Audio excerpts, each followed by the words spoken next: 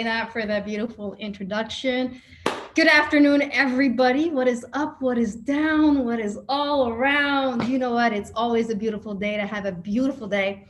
I always love it in events like this. People ask me to introduce myself or to tell them a little bit about my life. And I actually struggle with that the most. And the reason I do is because I cannot put everything that I am in a one-liner, right? I feel it's very limited. So I usually like by going and saying, I'm just a soul having a human experience.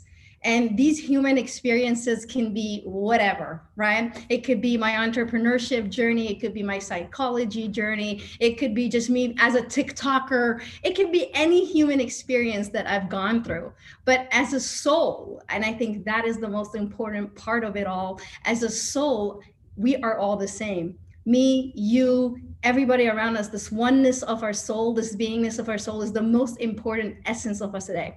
So when I received this invite, and by the way, I have 0 slides, I don't have anything prepared, I'm just gonna go on the whim. When I received this invite to come and speak, and I know that all of you are curious or ready to, understand a little bit more about the psychology world and trying to find your footing, I said, okay, if I was 18 to 21 years old again. It's been a long time, okay? It's been a while since I was 18, but if I was 18 to 21 years old, what would I actually want to give myself advice? And that's what I based this on. So I go by the saying, or what I'm called in the industry these days is called the mind hacker. What that means is I can access your subconscious mind and hack it. It's a cool name for psychologists. I don't like to be called a psychologist. I call myself a mind hacker because I hack the system.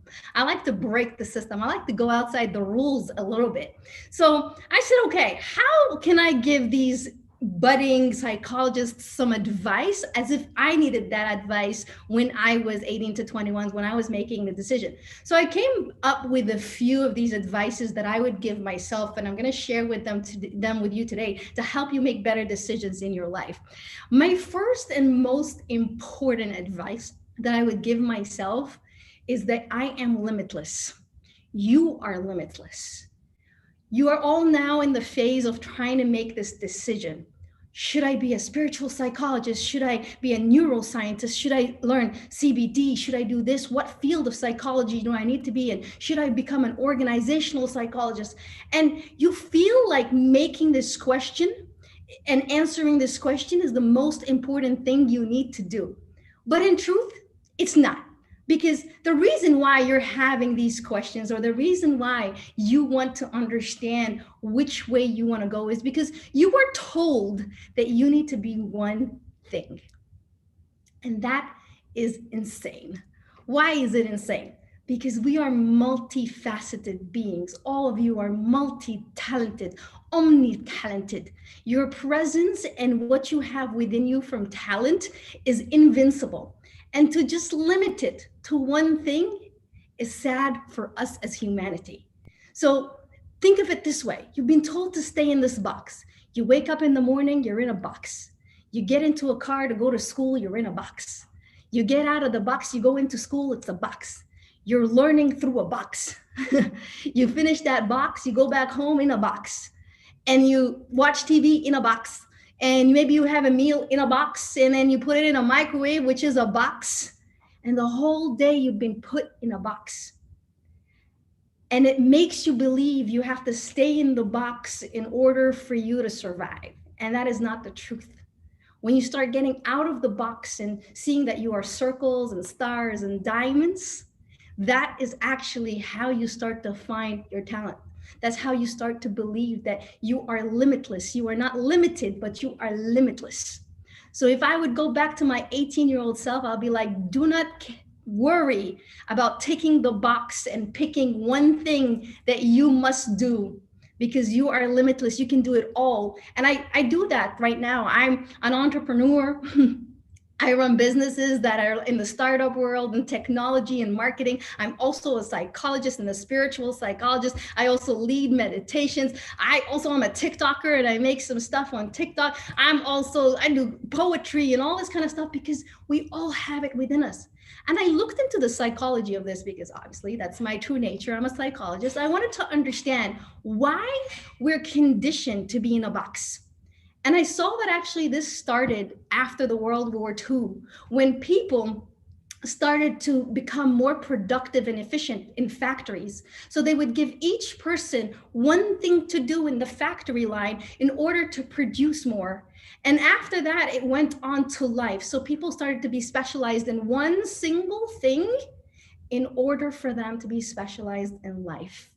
And that is actually one of the major issues that we have today is our soul. Remember I said we were a soul having our human experience? That soul wants to be more, wants to be more than just a doctor or a psychologist. It just wants to be more. It wants to have the human experience. So if I would give you the first rule is to have the human experience, which is you are limitless. You can be everything.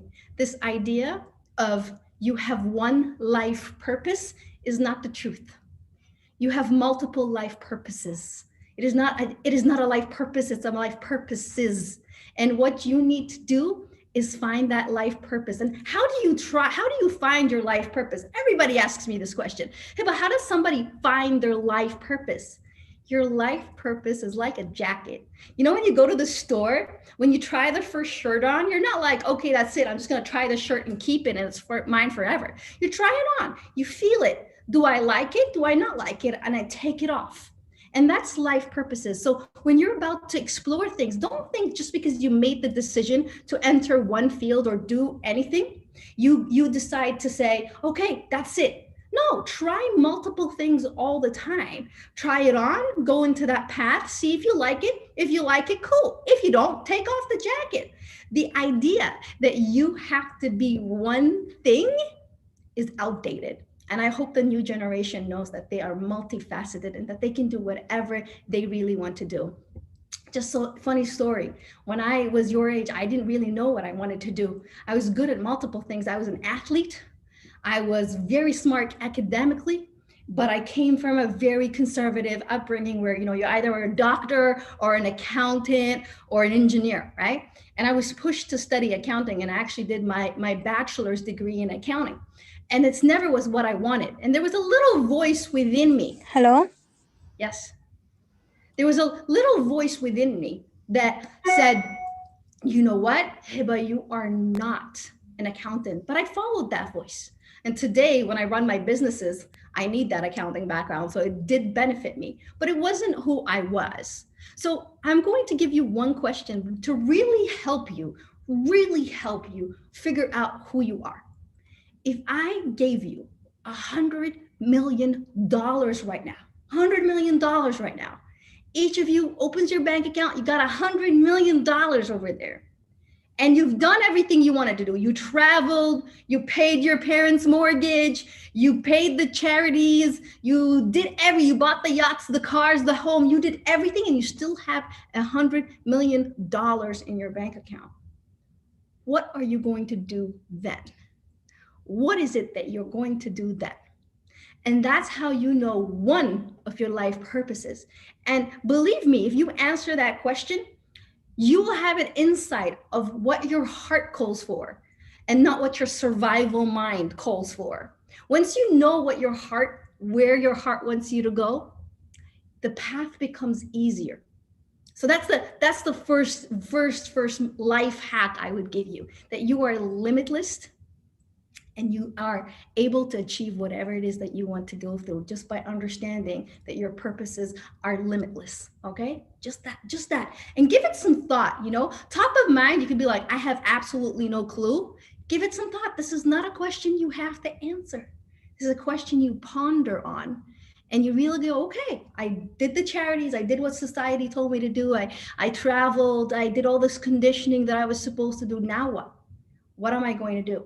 For me, I realized that after I did all this, my joy was helping people, irrespective. That's why when somebody comes and asks me, would you speak to some students? I'm like, for sure, because my life purpose is actually to help people. How I help people can be anything. I help them through my businesses, my therapy, whatever it is, that's the vehicle to get to your goal. It's always changing. I can have multiple vehicles that serves me to serve other people. So that's my first life hack, I would say. You are limitless. You can be anything you want. It's unlimited ability. So then I was like, okay, what else can I tell my 18 to 21-year-old self that would have changed her? Have fun. And if you meet me today, you know fun is one of my major, most important virtues in life. And that's something I lacked throughout my 10 years from the age of 20 to 30. I really lacked having fun. I was so goal oriented that I forgot to enjoy the moment. So if I would go back to that 18, 21-year-old self, I would say to her, enjoy the moment and have fun. It's not about the goal. You will hit the goal, but if you reach the goal and you are still feeling unfulfilled, or that there's a next goal that you have to go to, you are going to be super miserable in life. And I know, because I went there. At 25, I was the head of HR for a huge multinational company. In society's terms, I was super successful. I was earning a whole lot of money, and I was the top of where I could be at 25, the youngest leader that there was available at that time. And even at that achievement, tick on the box, I had it, but I felt miserable inside. I didn't feel like I was home or I was connected. And it's because I was working so hard to get to the goal. I was only focused on the goal that I forgot to enjoy the journey and have fun during the journey. And I can't now go back and change the last 10 years of my life and be like, okay, it's gone. But what I can do is live every moment today having fun, and that's what I do. So it's no longer about taking the goal. It's about having fun during the journey. And when you're having fun and enjoying the journey, you can actually get to the goal way easier. So that's the kind of advice I wanted to tell that 18 to 21-year-old, because she was working super hard, super focused. There's something, when we're kids, very joyous, and we're all children and smiling and fun, and something happens, they call it growing up. And somebody said something like, when you grow up, you have to be serious, because all these grown-ups are serious. And it's a belief structure that we have, that as we grow older, we have to be serious. But who said? As we grow older, we can still have fun. We can still be joy. We can still enjoy our time. It doesn't mean because you grow older, fun goes out the door and only serious happens. So if you would really take this advice and see how you can create fun in your life, enjoyment, and I don't mean partying, clubbing, blah, blah, blah. I mean actually enjoying what you do, creating the friendships, creating that atmosphere that helps you build and nourish yourself in it. It's a feeling more than a thing to do. It's this fun feeling that you're enjoying everything you do. Life hack. If you're not enjoying it, that's a sign from the universe that you shouldn't be doing it. As simple as that. I don't believe on, knocking on the door that's not opening. I believe in the path of least resistance. If it's for you, then the path will be very clear and easy. If it's not for you, there's going to be a million obstacles on the way. Now, I like to believe that the universe has everything planned for me. The creator of all that has everything planned for me in ease. So when something is not going my way, I'm like, then this door is not for me. I'm gonna leave this door closed, and I'm gonna look if there's another door for me. So that's the second one. Life hack number 2, have fun. Life hack number 3 is be authentically yourself. We live in a society where from the minute you are born, everybody is telling you exactly who you have to be. Who are you? Where are you from? Where are you going? Everybody's planning every part of life with you. You should like this, you shouldn't like this, this is right, this is wrong. And we're like this onion that is covered up with all these layers of others people's opinions or beliefs that we should be. And we start to lose ourselves. So if anybody here is feeling lost or like they don't know where they're going, that's because other people have been telling you who you should be. And the only way you can be authentically yourself is to start to peel this onion and really figure out who you are. I'll tell you a funny story. When I started psychology and being a therapist, a lot of people said to me, yo, Hiba, no one's going to come see you. And I said, why? They said, you don't look like a psychologist. And I said, go ahead. Tell me, how does a psychologist look like? They're like, well, she wears a suit. She has a full head of hair. She doesn't have pink hair. She doesn't have tattoos, and she wears glasses, and she's pretty serious. So people are not going to come to you because people will not take you seriously. I said, cool, that's your opinion. I am here to serve, and I can only serve people by being authentically myself. I cannot change who I am to fit in that box. Remember the box we talked about? I am not a box. I'm a star, I'm a diamond, I am not a square, right? And that belief in myself that I am limitless, I said, no matter what happens, I'm gonna still be me. I'm gonna speak. I usually tell my clients I'm half Namaste, half Tupac. You know, it's whatever you get with me, and that's my style. And when I started, people started coming and they're going, I know what, she's different. Go to that therapist, she's different. And today I have a whole school where I teach people mind hacking. And it only took me 2 years to build because of this, about being authentically myself. And when you're authentically yourself, and guess what? You're not going to figure out who you are easily. It's not like one day you're going to wake up and you're like, oh, look, like this is who I am. It's a journey. And as every part I was unlearning all this conditioning, all these belief structures, all these rules that people put on me and the culture and the society put on me, I started to understand who I am. But I did this beautiful exercise that I want to share with you today. And this exercise is called describing your future self. So I want you all to just visualize or think of the 3 people who you believe are your role models. The 3 people who you believe have things that you aspire to become. And write down their virtues. For me, it was Tony Robbins. I don't know if all of you know Tony Robbins. He is a big guru in the USA. And Tony Robbins, for me, he was my guru. And I was like, damn, I want to be like Tony Robbins. What do I like about Tony Robbins? I like that he's honest and authentic. And I like that he's like tough love, but he's also like a cuddly teddy bear. I also like that he's fun. And I also like that he's very passionate. And I wrote passion, fun, authentic. And I put it on a vision board. And every day I woke up, I said, today I'm going to be passionate, love, and authentic. And I put that on my vision board every single day because you become what you say you'll become. You all know, you're in the beginning of being psychologists. Your words are the most important things that you say. So every day I woke up and I said, I am fun, I am passionate, I am authentic. And slowly, as time progressed, people started to give me that feedback. I love hanging out with you. You are fun. I love hanging out with you. You're so authentic. I love how way you speak. You're so passionate. And I understood. I became the version of myself I aspired to do. So think of your guru, your role model, whoever you aspire to be. Think of the qualities they have in their life. Write down those qualities because they're in you somewhere.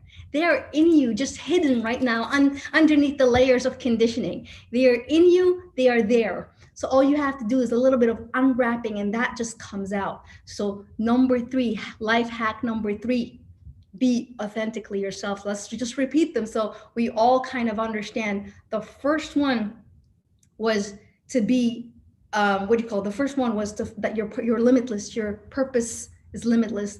The second one was to authentically be yourself. I think I added one, but I forgot it now. All right. Next one, next life hack that you would say, for me, is your posture and how you walk into a room. That for me is one of the most important things. If you walk into the room, your physiology, we're going to call it physiology. Your physiology actually affects everything in life. We're going to do a quick experiment. I want all of you, I can't see all of you, but I'm a spiritual psychologist. That means I can tap into your energy, right? So I want you all to smile. And I want you to think of a negative thought while you were smiling. I'm going to wait for you. All of you smile. Come on, big smile. Okay. And now I want you to think of a negative thought, like, I don't know, a puppy dying, something. And I want you to try to do that. It is impossible to think of a negative thought while you are smiling. Your brain is not wired that way. So your psychology is so important because your mindset controls everything. It is not possible at all. It is psychologically impossible to think of a negative thought while your physiology is smiling. So this is why I say it's important. Your physiology is important. I'll give you another tip. When I tell you somebody's depressed, their body language is very like low, shoulders down. But if I tell you, show me somebody who's confident, all of you are going to sit up straight. Somebody's depressed, you're going to go back down. if they're happy, their body. So if I already know just by moving my shoulders backward and putting a smile in my face, my psychology changes, my mindset changes, then I know how to influence every situation I get into. When I walk into an interview, all I got to do is put my shoulders back and put a smile on my face. Every time I'm doing a speech, my shoulders are back and I'm smiling at you. My psychology is switched on to win. There is no losing in this game. My psychology is switched on to win. And that's how you do it with two simple tricks. Your physiology, the way you enter the room, the way you start to talk is all affected by your posture and your physiology of a smile. You put the posture up and you smile, your speech improves by 80%. And that's psychology, that's facts. You can go Google that. Your body posture. If I will go back to that 18-year-old self, I would tell her, girl, when you walk in a room, head high, smile, shoulders back, because automatically your psychology turns positive and people can receive your messages a lot better. So physiology. And the last one, the last tip I'm going to share with you guys is healing. I have hit rock bottom, and I always speak about rock bottom because I feel it's more relatable than success. I've been down there and I've been up there, and I know both. And my major learning in life was when I hit rock bottom. I was clinically depressed. I was miserable in my life. At some point, I was like a broken robot. I did the day to day like just like a broken robot, a sad broken robot actually. And during that time, my father passed away, was diagnosed with cancer. I lost the 1.5 million of all my life savings by somebody stealing it from me. I got diagnosed with diabetes from all the stress. So much happened to me. I was really rock bottom. And I understood that the only way I was going to get myself out of my depression was that I had to heal myself. So I know all of you are in this world where you actually want to be of service. Before you are of service to anybody, please heal yourself. We can only give the world as much as we are able to give ourselves. I'm big on self-love. I'm big on self-healing because I understand that when Hiba is a complete, full human being, she can serve as a full, complete human being. But if I am Hiba and I am leaking, I'm a hole that has buckets, and the bucket is just leaking my energy, leaking with all of this, then I know that I cannot serve people because I'm leaking. How could I? So the first and the last most important thing is to heal yourself. And as you heal yourself, people will heal just by you healing. I don't know if you guys know this. This is a little bit of spiritual psychology that I'll go into, that our skin carries about 600 years of DNA. 600 years of DNA. So I don't just have my belief structures in my body. I have my ancestors' belief structures from 600 years ago. So this is why some things don't actually change. And to do that, to heal my ancestors and to heal my bloodline, it's even bigger. It's your legacy. I need to heal. I need to unlearn all these belief structures. I need to react differently. A lot of people see me today and they're like, oh, you're pretty chill. As a teenager, I was a troubled child. I had anger management issues. I was kicked out of every class. I was getting into fights all the time. And when I got into my career, I just focused on education, and I was super focused on just, hitting the goals. And then I achieved the goals, and I was still miserable because I wasn't healed inside. And when I started to heal inside, that's how I began to understand life, and I became to see the soul instead of the human experiences. And I would like that would be my fourth and fifth advice. So just to wrap up, I know I got like 5-10 minutes left. Just to wrap up, I want to open up the questions because I really always love interacting with people, and we'll ask you guys to put your questions in the chat box if you've got any. Yeah. I already see somebody. Okay. So for me, life is really so simple. We all get opportunities all the time to make decisions, to actually understand what is important to us, but we're always in a rush to make these decisions. And life is not about rushing. We are human beings, not human doings. And what people understand today is that we are human doings, and we're not human doings. We're human beings, which means we have to be in the moment. We have to understand, we have to check in with our bodies, scan ourselves. How do we react to things? So if somebody tells you some news and you feel bad and you want to say no, but you say yes, that's when you're not connected to yourself. You say yes, but you should have said no. And that's part of our beingness. And I think as psychologists, you all need to master the human being part instead of the human doing. We're conditioned to be human doings, but we are human beings. And this body you're in is a supercomputer. You don't even know what it's able to do. It's able to do magic. So look into your body, see what your body will tell you. And a lot about spiritual psychology actually tells you to take care of your body. But if I knew those 5 things when I was 18 to 21, to have fun, that I am limitless, to be authentically myself, to heal myself, if I knew all that, I'd be where I'm at today then. But it's all a journey. It is not a race. It is not a race. So if I end it with one line, is life for you is not a race. It's not a sprint. It's a very slow marathon. So just enjoy the process. Thank you. And I'm going to now leave it open for Q&A, and we'll go from there. So I already see some questions with Q&A. I'm going to answer live. If I have access, I can just do it myself. Thank you so much, ma'am. First of all, I'd like to tell you the vibe that you've brought into this meeting. Like, you can even check the comments and the chat. It's all, everyone is just super impressed, and everyone is talking about how nicely you've portrayed what you just said. So really, I cannot just even imagine how the vibe would be in a room to be with you. So first of all, I'd like to start with a question that someone has asked: how to maintain a personal and work-life balance? Well, I think this is a very simple question for me. Work-life balance. I think this is another collective belief. I don't think it's true, right? For me, I work a lot, but I work, my work is play. I feel like my work is play. So I don't actually feel like I need a balance. But let me tell you something, what balance in people's mind is. Balance in people's mind is 50-50. That's not true. Balance is whatever you understand balance to be. If balance for you feels 80% play, 20% work, that's your balance. If balance for you is 80% work, 20% play, that's your balance. If balance for you means your work and your personal life are integrated, that's balance for you. We need to stop subscribing to what others give us definitions of and make our own definitions. I'm a rebel. I like to think things on my own. If you tell me from A to B, that's how you get there, I'll find you a C and a D. Because I like to be a free thinker. And I think this is one of the best virtues we were born with. We are born free thinkers. And then society makes us think a certain way.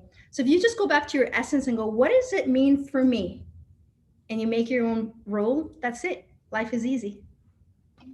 That's so correct. Like, you also mentioned about authenticity, and being authentic is so important. So how do you suggest one should develop that authenticity or find that one special thing that is self to themselves? Like, they are the one who own it. That is their own quality. How do you suggest one should find out that? You know, we all have unique fingerprints, right? And for some reason, then everybody just from this herd mentality wants to become like everybody else. So the best way is to always look at your fingerprint and be like, okay, I am unique. And to remind yourself I am unique. And your uniqueness doesn't have to be something extraordinary, right? It does not have to be something, it has to be something that you value about yourself. Is you value about yourself. Again, we look for, I'll tell you a quick thing about self-love. We're born full of love. We're born at a vibration of love. The creator birthed us with love. And then we start to learn that love comes from outside. When mom says this, I get love. When dad says this, I get love. So your programming becomes as people on the outside have to give me validation in order for me to get love. And when you hack that and you know that's complete BS, your life changes. When you start filling yourself up with love and going, my birthright is love, I am a vibration of love, and you no longer need external validation to validate everything that you do and say. You are whole and you will find your authenticity. So cut the cords. That's perfect. So the next question is on the same lines, but how do you suggest a person who fears change but wants to improve and be free go about the process? If you fear change, let's talk about fear. We're born with fear. It's just our innate nature of survival. What is fear? False evidence appearing real. Let me repeat that. Fear is false evidence appearing real. So it's false. We already know it's false and it appears real. So the best way to get rid of something that is a fear is do it. Do the thing that scares you the most, because you will quickly realize it's not scary. It is not scary at all, because it's a false reality. It's a false evidence. It's not true, actually. Most of our fears are created in this beautiful chihuahua, drunk monkey, subconscious mind. They're all created there. They're not real. How many of you have sit there and worried and worried and worried and worried and worried and worried and created this beautiful movie plot that could win an award, and then nothing actually happens? It's false evidence appearing real. So just do it. That's perfect. So the next thing is dealing with setbacks. When we are on a journey, we are trying to do something in life. Sometimes we fail, sometimes there is a big pause that comes up in our journey, and then we feel like we cannot complete this path, we cannot just reach that destination. So how is that period that we cannot do anything? We just become so stable and we cannot just do anything in life. How do you suggest we should spend that time, or how can we deal with that, just when we are so stuck at one position? I'm going to tell you something. There's a difference between stuck and a setback. So we're going to talk about both, okay? What is a setback? For me, if we look at life, I look at life like a bow and arrow. We need to sometimes go backwards, and go backwards hard, in order for us to fly forward. When you have a bow and arrow and you pull it back and you let it go, and then you scale. So sometimes your setback is the step before your success. It's just that launch. But a lot of people quit at that step and they never reach the success because they quit at that step. If they just waited a little bit longer, held on a little bit, that leap would have happened. So for me, a setback is just an inch away of your success. You just got to hold on a little bit longer. One thing you all have to remember, that you've survived 100% of your worst days. You've done it already. So you're already a survivor. Any setback, any setback that happens for you is actually just part of your learning experience. I don't look at failure. I have failed multiples of times, right? I have done the craziest shit because I'm a risk taker. So my failures are big. And the way I look at them, I don't look at them as failures. I look at them as learning experiences, because I learned from each one of them. If you were a child and you started walking and you fell, do your parents tell you, that's it, you failed, don't try to stand up and walk again, you just have to sit there and that's it, give up on life because no. When a child falls, you tell the child, get back up. That's what you got to do. So in your life, you just got to get back up and tell yourself, that was a learning experience, good job, let's go on. That's like the perfect answer.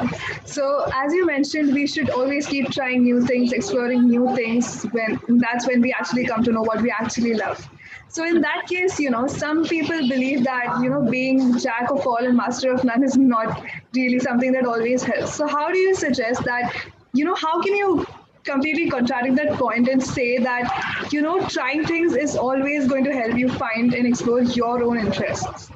Yeah, I'm. That's my dog. Come on, be good. I'm really against this, and I always challenge it. Right?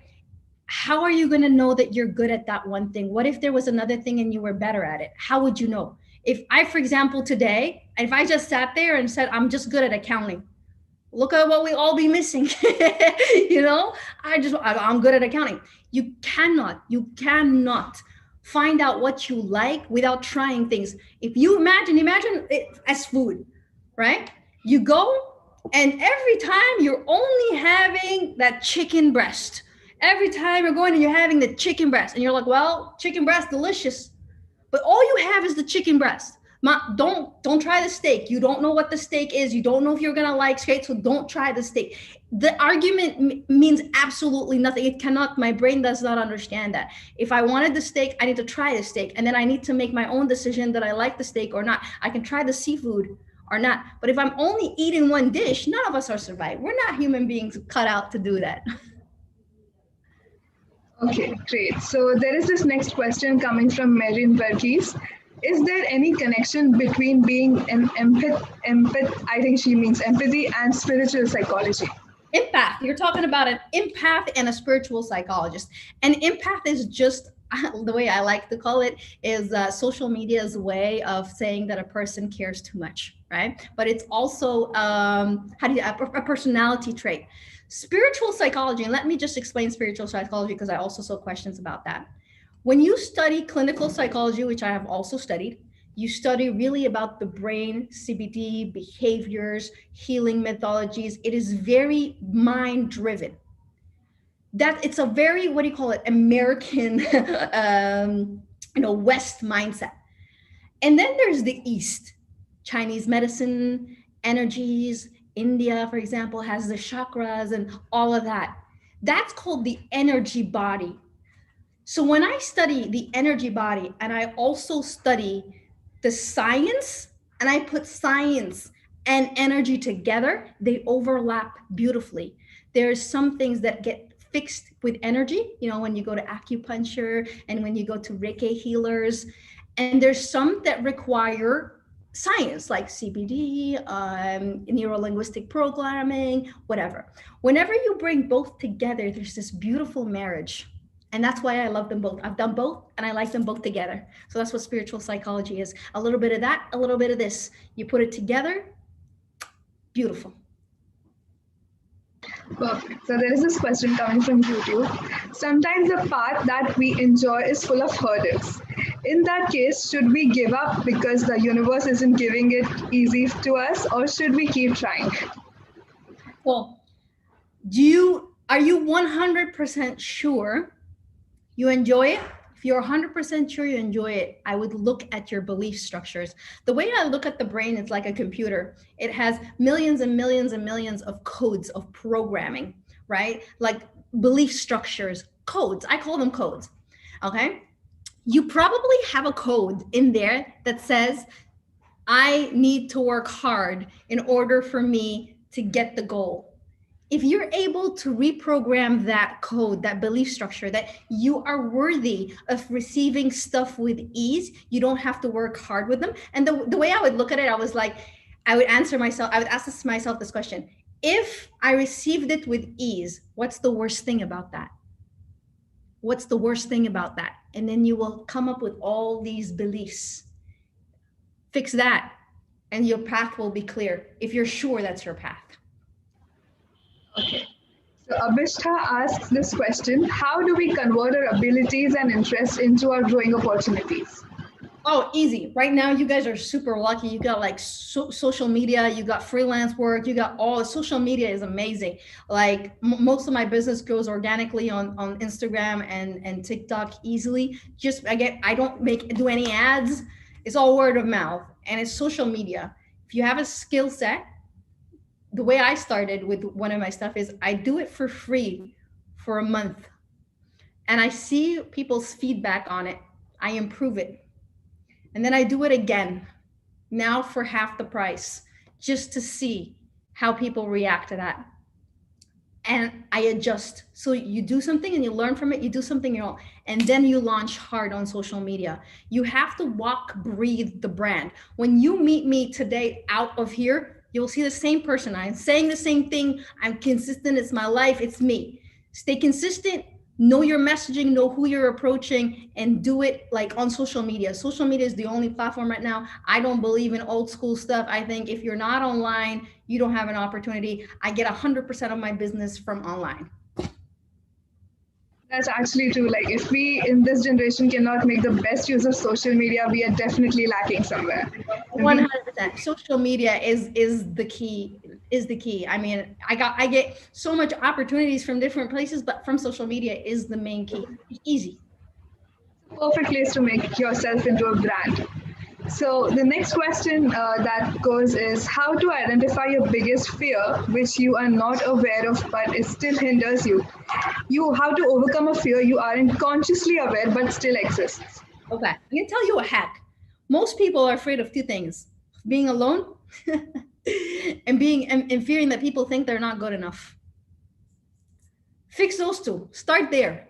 Most people, I've like right now, I've been doing this for 3 years approximately. I've done more than 1,200 sessions with different clients, and I'm telling you, the common denominator between all of them is I'm afraid to be alone and I'm afraid I'm not good enough.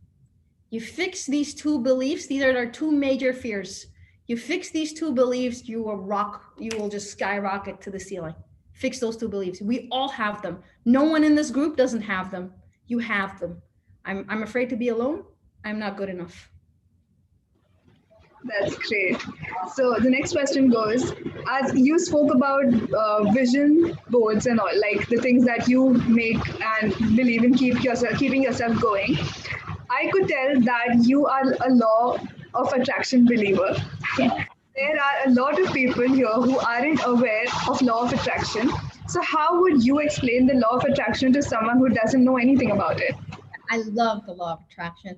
I'm also a big believer on in the whole idea of manifesting, and I'll talk a little bit about that. But the law of attraction is pretty much you speak into existence what you want. We're all, by the way, all of us are master manifestors. What does manifestation mean? Maybe this is a new word for you. Manifesting means bringing something into reality or making something happen, manifesting, making something happen. Okay, that's what it means. We are all born with this skill set, this magic of being manifestors. We can create anything we want. I'll give you an example. You're like, oh my God, I don't want to be late. You're late. Oh my God, I'm not going to have parking. You don't have parking.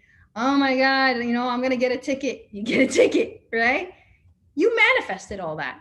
You thought the thought, you created the thought, and you attracted it. The law of attraction, you attracted it to you. Have you ever thought about somebody and then a day later they call you or they text you? You sent out the thought, the law of attraction brought you. So imagine that everything you think is pushed out into the universe, and then you are going to receive what you think. So if you think crap thoughts, you're going to push it out to the universe, you're only going to get crap back in your life. If you push beautiful thoughts into the universe, you're going to get beautiful thoughts back.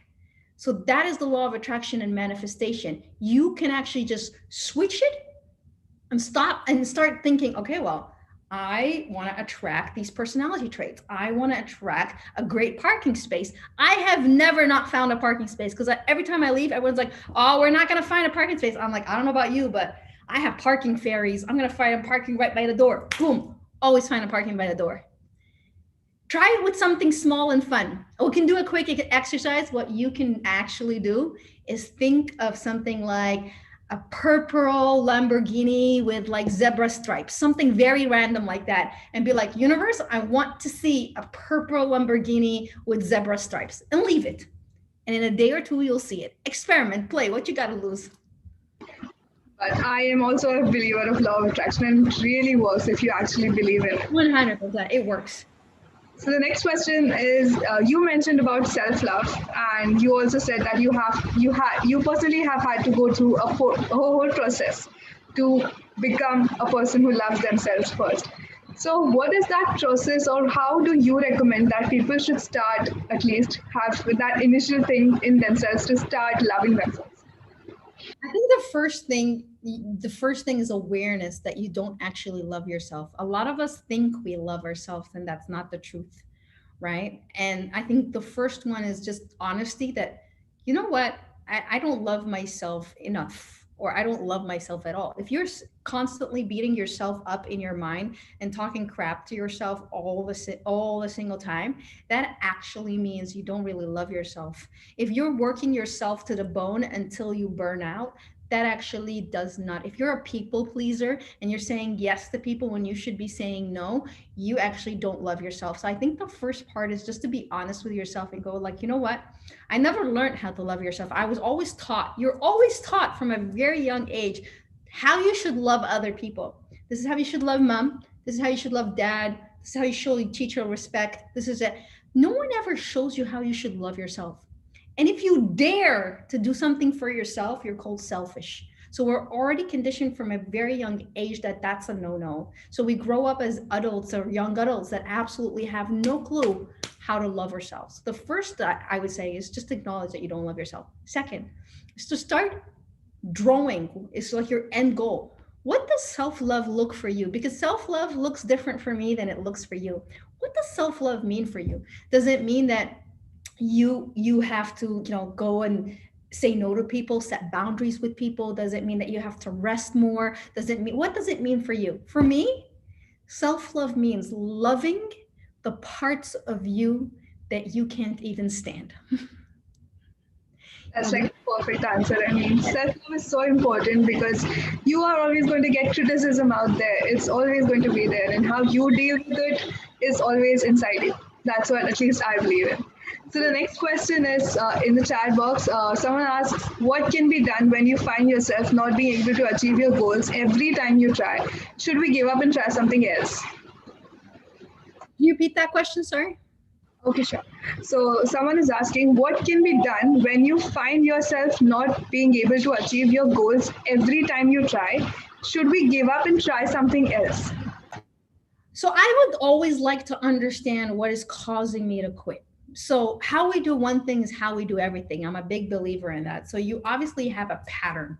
There's a pattern there that needs to be identified. So what I would look first before saying quit on it would be, okay, so what is your pattern of behavior? What is the block that is happening that is causing you to feel frustrated? If you're able to understand the block and learn from it, try one more time. If you still hit that block again, change. It's not yours then. Perfect. So as we just talked about loving ourselves, there is also something that we need to do is heal ourselves. Everyone comes from a story, everyone has their history that goes on with them. And also you mentioned that you've had your share of depression and anger issues in your childhood and your teenage. So how do you suggest one should start healing themselves from within first and then, if required, consider some help? Yeah. I mean, healing is so integral. And I mean, it doesn't have to be therapy. By the way, all of you are self healers, right? We're all born with the innate beingness that we can heal ourselves. So that's something you all have to know, that you can heal yourself. And the first part I would do is consume knowledge. The way I got out of my depression was actually reading a lot of different modalities about how do I fix my brain. Now I wanted to fix it in the beginning, like, because it was broken in my perspective. So one of it is get the knowledge, get different opinions. I love getting different perspectives. I don't believe in following one school of thought. That's for me is imprinted. I like to get different food of thought, schools of thought, different people, different perspectives. And when I understand the different perspectives, I see which one resonates with me, which one works with me, because we're all different human beings. We all need to have multiple tools in all that will work with us. So what I would suggest if somebody's trying to look into healing is go dabble in different modalities. Understand which one resonates with you. Do the work there, inner work, shadow work, understanding the parts of you that are traumatized, understanding the parts of you that, you don't even want. We all have a psychopath within us. We have to heal that psychopath within us. The one you keep in the corner and keep them quiet and they only come out when there's a big occasion, and they need to F things up. That psychopath needs healing, needs love. So once we understand that there's parts of us that need healing, it's usually our inner child as well. So try different modalities. I'll give you some. I love modalities like theta healing. I love people like Joe Dispenza. I like to do inner shadow work. That's one of my favorite things to do. Mind hacking is one of the modalities I follow. So that's one of the most beautiful things that you can just go and explore and go with it. You're not a DIY project. You don't need to fix yourself, but you can heal without fixing yourself. So go as it with like, I'm doing this to love myself. I'm healing to love myself instead of I must fix myself because I'm broken. More of, you know what?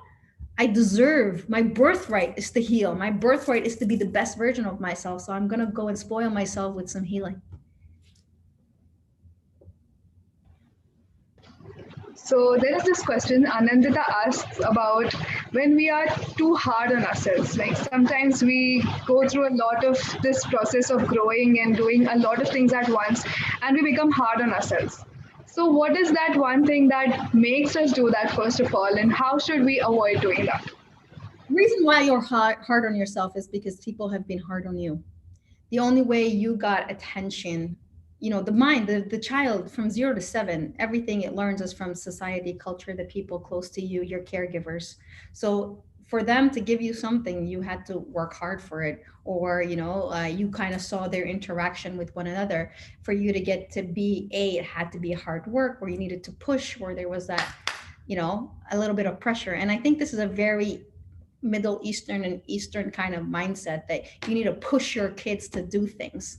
And that's the reason why when they stop pushing you, you turn into the self punisher. It's actually a form of self punishment.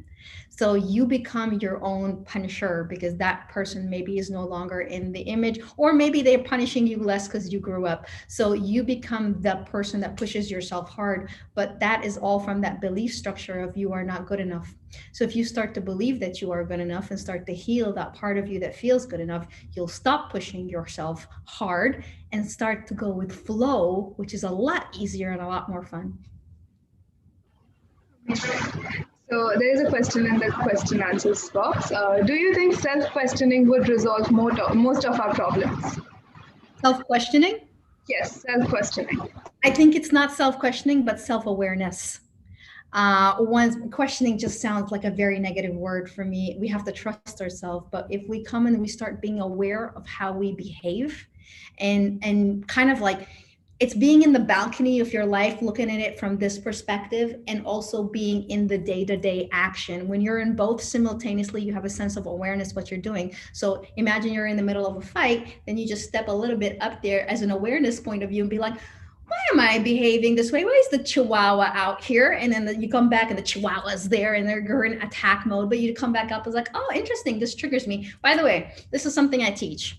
What triggers you is within you. If something outside of you is triggering you, it's a projection, it's a psychological projection, it's actually you. So find it in yourself. Somebody's annoying you, issue. Something about them is they're a mirror of you. Life is just a mirror of what you're creating in your mind. So if somebody's being mean to you, look at yourself. Where are you being mean to yourself? If somebody's being judgmental towards you, look at you. Where are you being judgmental towards the world? Everything that triggers us is within us. And once we understand the psychological aspect of projection, that everything that is outside is within, then life can change quickly because you fix it in here and life becomes better out there. You fix it in here and life becomes better out there. Everything is a projection. That's just amazing. I'm amazed, to be honest. So the next question is from Diksha Bhosle. Can you tell something about releasing blocked emotions?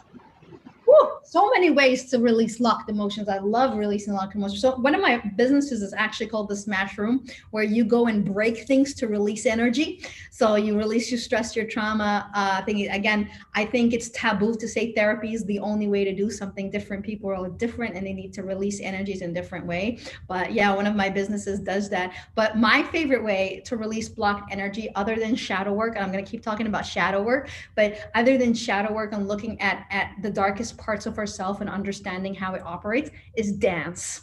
Dance is one of the easiest way to physiologically move. Remember when I said one of the things I would tell my 18-year-old self is physiology?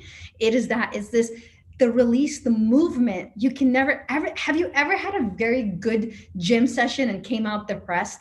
Never. It cannot, because endorphin, serotonin, all these different hormones are being ejected out of your body. So dance is actually a beautiful way to release blocked emotions. Yes, that's perfect. And if I may, also as dance, any other hobby that actually, enhances you and just deviates you from your work for some time is always good to do. So anything like people love to paint, and dancing is something at least I relate to. It just makes us feel so good after. You just really feel I would say movement, actually, just not dance, movement, because I like to dance. So I'll say movement. yes, it's perfect. So as you had mentioned one in our first questions about fear, and you said it's false and it's created. Why does every person born ends up creating his or her fears, and how do we control it? Like recreating our fears. When you're born, you're not creating your fears. When you're born, society tells you what your fears are. Your parents tell you what your fears are. You know, you cross the road and your mom goes, "Ah, don't cross the road." Somebody else's fear was just projected onto you. That's, you didn't come up with all these fears, and then you start to go, oh, I'm scared. I'll tell you something, like for me, I always was scared of water, and I didn't understand why I was scared of water, and turned out both my parents are scared of water. Funny enough, I healed myself. I go into the water all the time right now. My mom and dad still struggle to go into the water.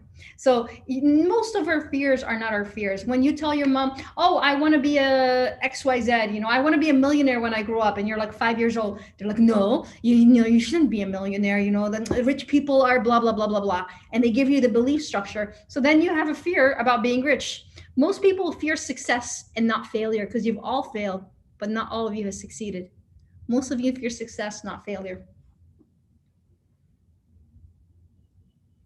It's actually called achievement phobia. It's one of it's one of the top 10 fears out there. Achievement phobia.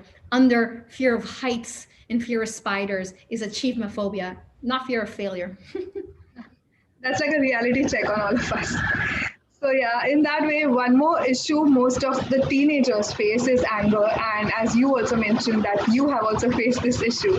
So a few ways that help you overcome it, or your suggestions to the teenagers, because you're mostly our crowd is teenagers and the peoples in their 20s and 30s.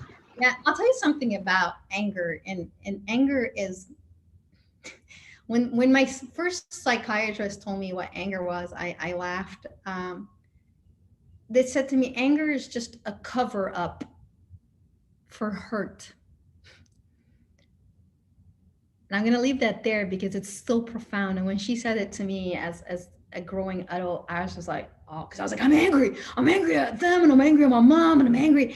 And she said to me, well, you're not angry, you're hurt. I'm like, no, I'm not me hurt. I'm not hurt.